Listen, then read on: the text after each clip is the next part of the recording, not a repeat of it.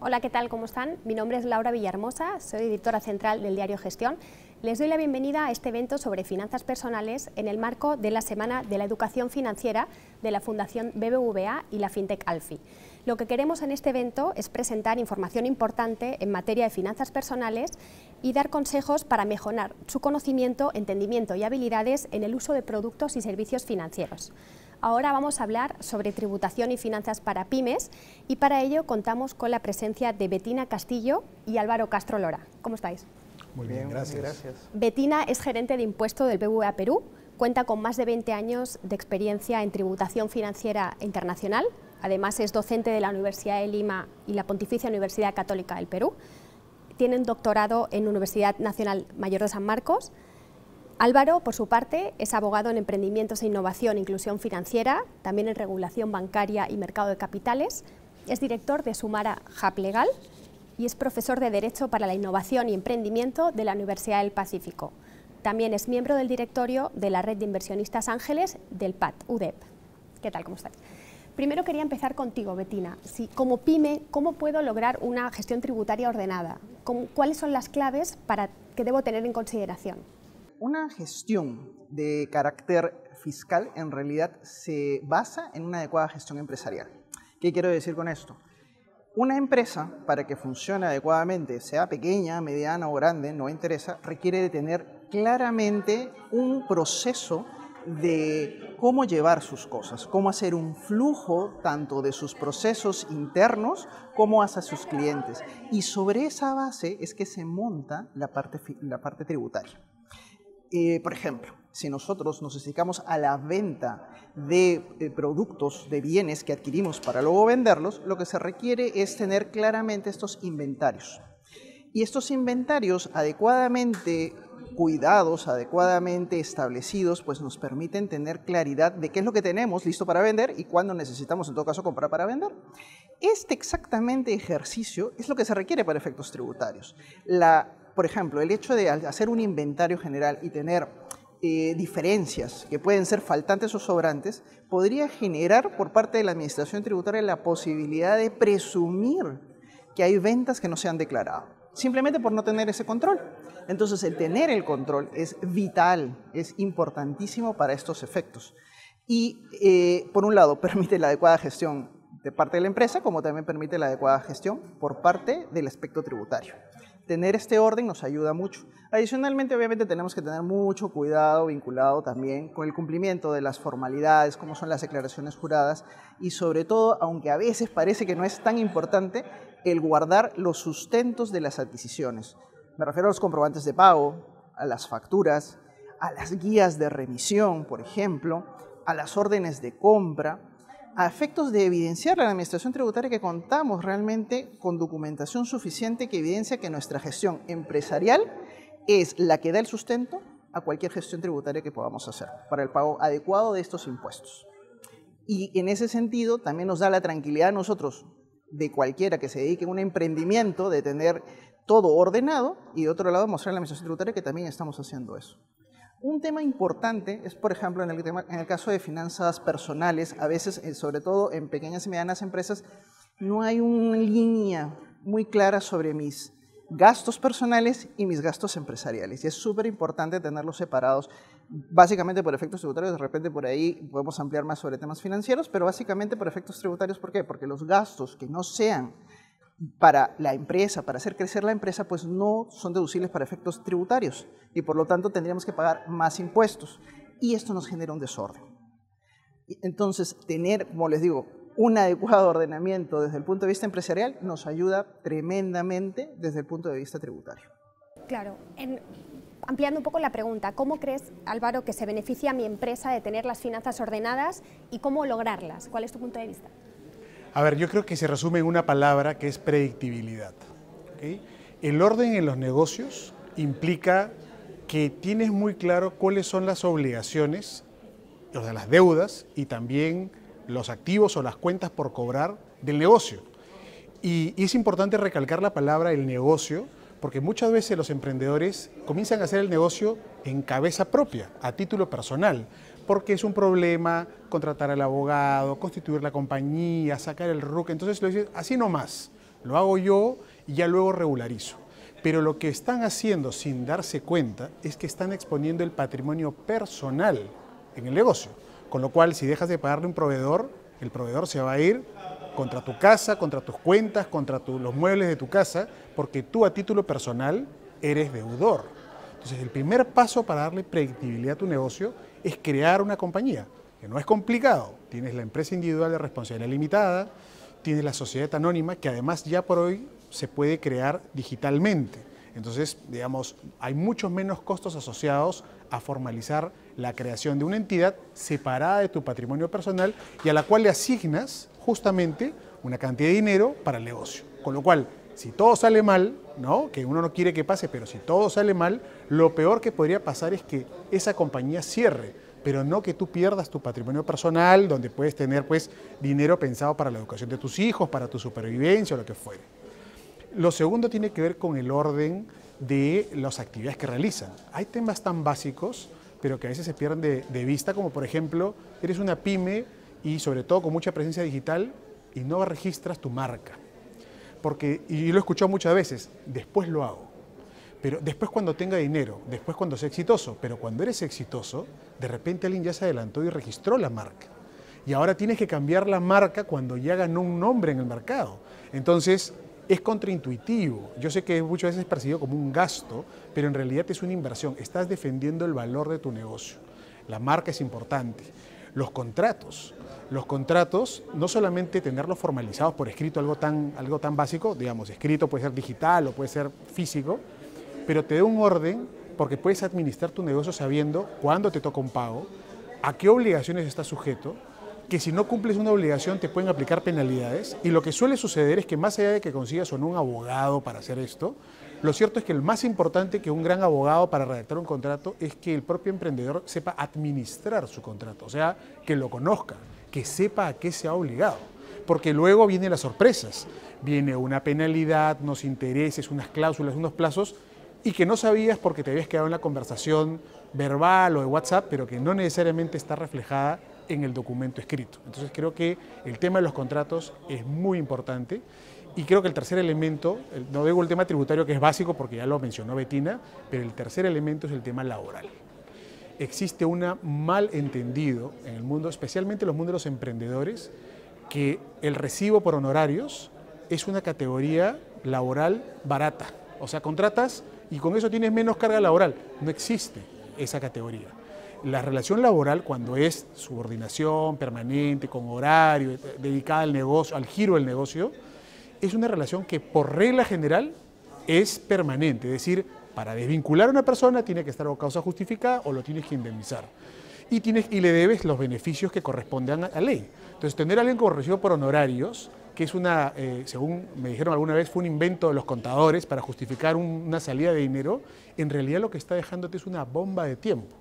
Porque si la persona sigue con el negocio permanentemente, es poco probable que reclame, pero el día que lo desvincules, y como ha pasado en la pandemia, donde por circunstancias excepcionales se tuvo que desvincular a personas que venían trabajando con recibo por honorarios, en ese momento han reclamado beneficios hacia atrás, con todo lo que implica, los beneficios truncos, las vacaciones, los ETS, en un momento que la compañía tiene un problema de liquidez, puede terminar sacándote del mercado. Entonces, es mejor ser ordenados, es mejor ver los beneficios, porque las normas prevén beneficios para las pymes, ¿no es cierto?, para pagar menos beneficios laborales, puedes usar contratos de trabajo sujetos a modalidad, o sea, con plazo, por inicio de actividades. Hay alternativas al recibo por honorarios que en realidad te soluciona un problema aparentemente de corto plazo, pero te deja una bomba de tiempo a largo plazo.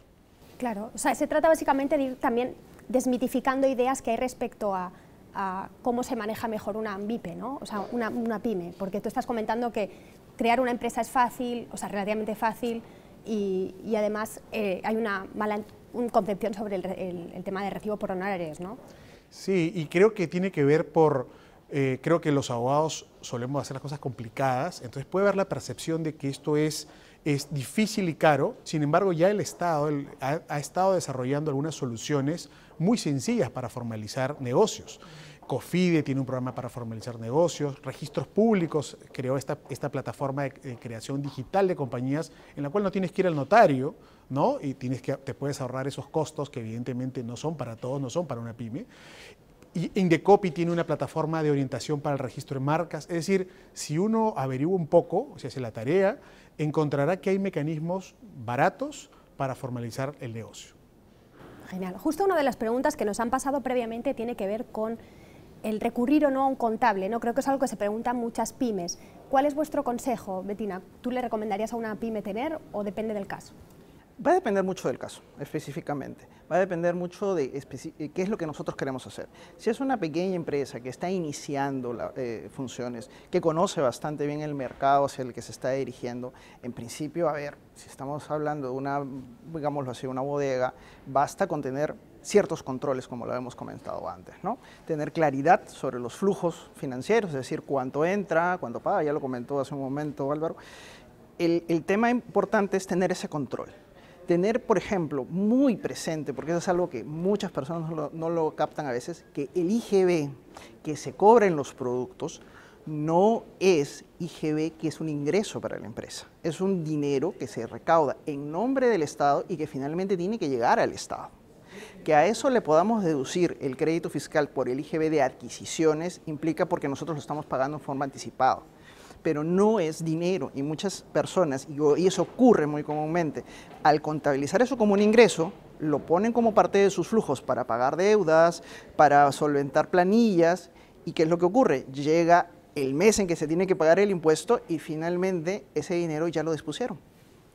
Si tenemos este cuidado y este orden en separar, este dinero es para mis cuentas por pagar, este dinero es para mis impuestos, este dinero es para mi plantilla, en un principio, que es una empresa pequeña, podría no necesariamente tener un contable, como lo mencionas.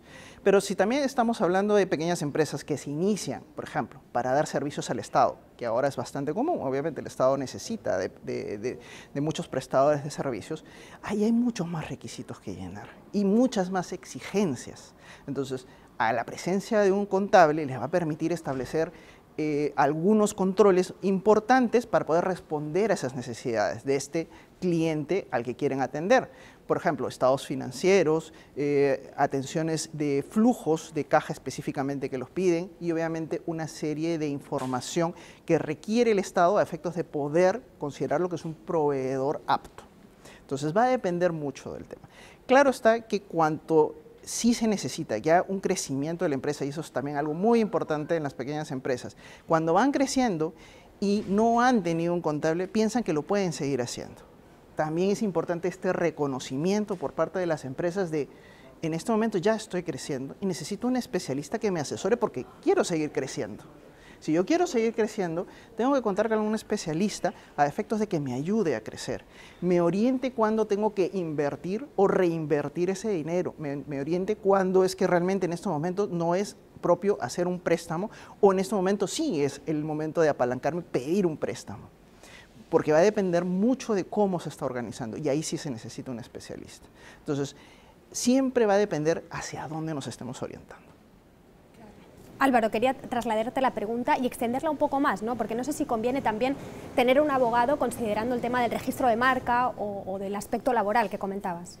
Mira, yo complementando lo que dice Bettina, estoy muy de acuerdo con ella y creo que el mismo comentario podría ser respecto del abogado, que es siempre va a ser más barato prevenir que corregir, siempre. Eso se aplica al tema contable y al tema legal. ¿Por qué? Porque, digamos, ok, de acuerdo, en una etapa muy incipiente posiblemente el propio emprendedor lo puede manejar. Cuando comienzas a crecer y caes en la idea de que lo puedes seguir manejando, lo más probable es que estás dejando problemas a futuro que cuando lo quieras corregir vas a necesitar no solamente un contador que va a cobrar más, porque no es lo mismo tener el tema ordenadito poco a poco que tratar de reordenar cosas de hace 2 años, ¿no? Sino que además es menos previsible los costos de esa corrección. Pueden haber temas tributarios, deuda, obligaciones que no se pagaron, más intereses, más multas, beneficios a los que no se accedieron, ¿no? Lo mismo podría ser en los temas legales. Es más difícil corregir, o más difícil y más caro corregir algo que se ha venido haciendo mal durante tiempo. Entonces, no sé si es que necesitas un abogado en todos los casos, lo que sí es que hay que buscar orientación legal.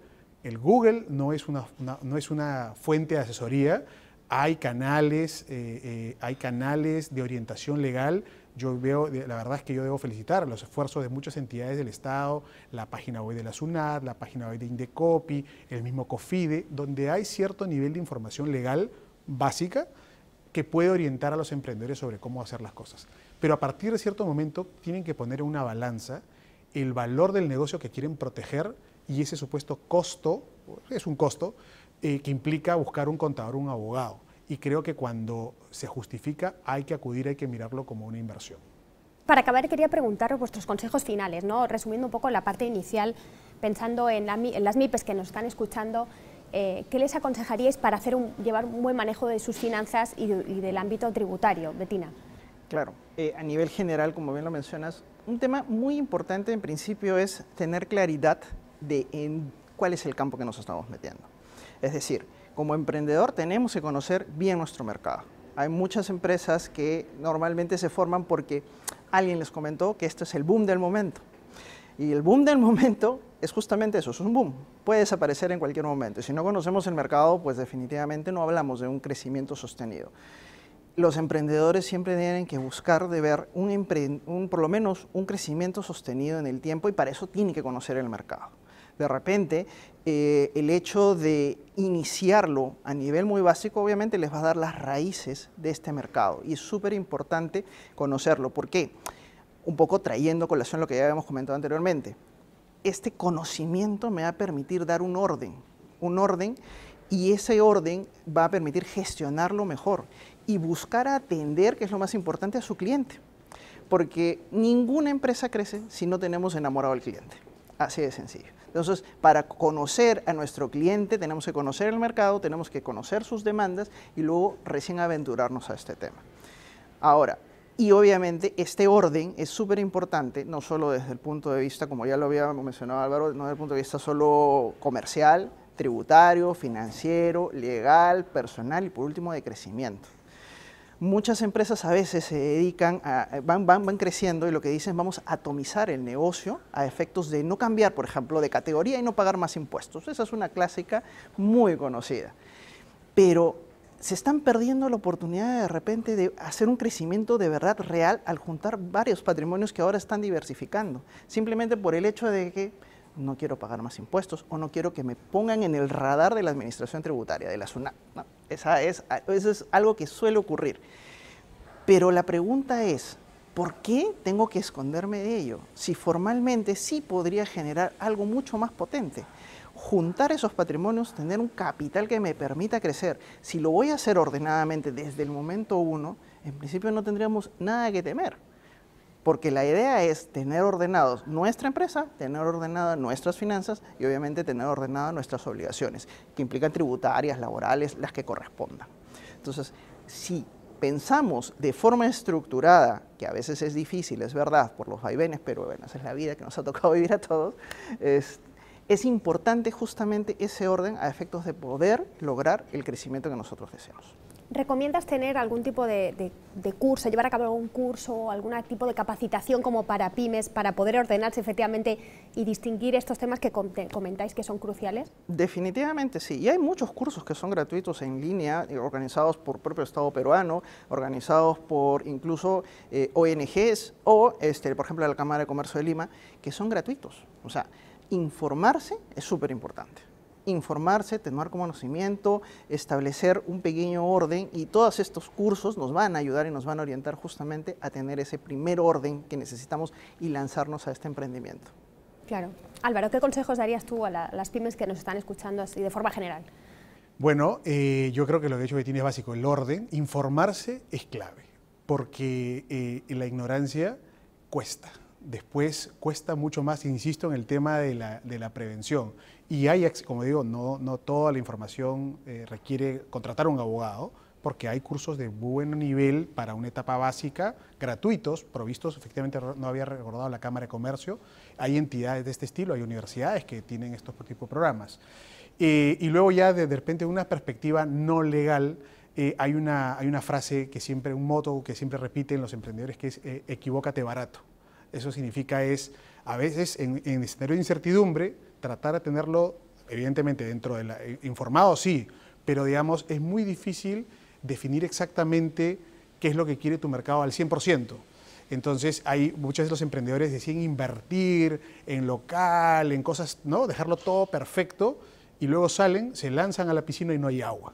Entonces, muchas veces, oye, testea, ¿no? Itera, lo que llaman ahora la iteración. Vas, pruebas, regresas, corriges, estar muy atento a lo que te dicen tus clientes, a lo que te dice el mercado, y para eso es mejor comenzar sencillo, que no quita que hay que tener orden, o sea, ordenado, pero sencillo, e ir ajustando de acuerdo a lo que te dice el mercado. Normalmente los grandes negocios han comenzado así, han comenzado con pruebas muy sencillas y han ido, eso sí, con mucha agilidad, ahí las famosas metodologías ágiles, han ido ajustando, han ido modelando y han ido creciendo muy rápidamente. Genial. Muchas gracias. Me quedo con la idea de que el orden, la predictibilidad y el conocimiento es básico para un buen manejo de una pyme. Os agradezco mucho vuestro tiempo y les invito mañana a conectarse a las 7 de la noche a nuestra siguiente charla que tiene que ver con ciberseguridad para pymes. Muchas gracias.